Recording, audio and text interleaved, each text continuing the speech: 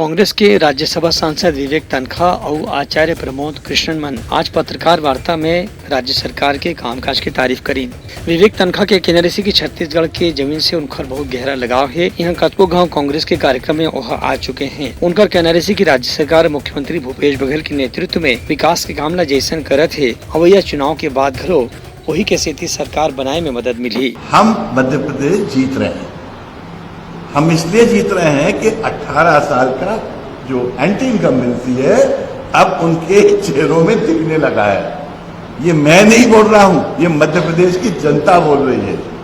ये मैं नहीं बोल रहा हूं, बीजेपी की लीडर्स की शक्लें बोल रही हैं। जो उनके फेसेस में आप चिंता की रेखा देखोगे ना, उससे आपको समझ आएगा कि अब मध्य प्रदेश उनके हाथों से बाहर है। दूसर कोती आचार्य प्रमोद कृष्णन के कहने से कि छत्तीसगढ़ वह पहली गांव आए हैं, फिर यहाँ कांग्रेस सरकार के कामकाज ले पहले ले ही परिचित हुए। उनका कहना से कि सरकार के कामकाज के स्थिति अवैया चुनाव में कांग्रेस का भारी सफलता मिले की उम्मीद है। छत्तीसगढ़ के लोगों से मिलकर के जो मुझे फीडबैक मिला है, मुझे लगता है कि यहाँ के लोग सरकार के कामकाज से संतुष्ट हैं।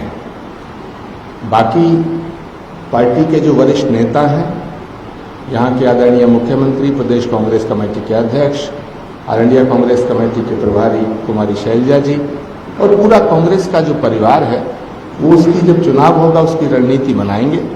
तो उस पर अगर कहीं कोई शिकायत है उसको दूर करने की कोशिश की जाएगी।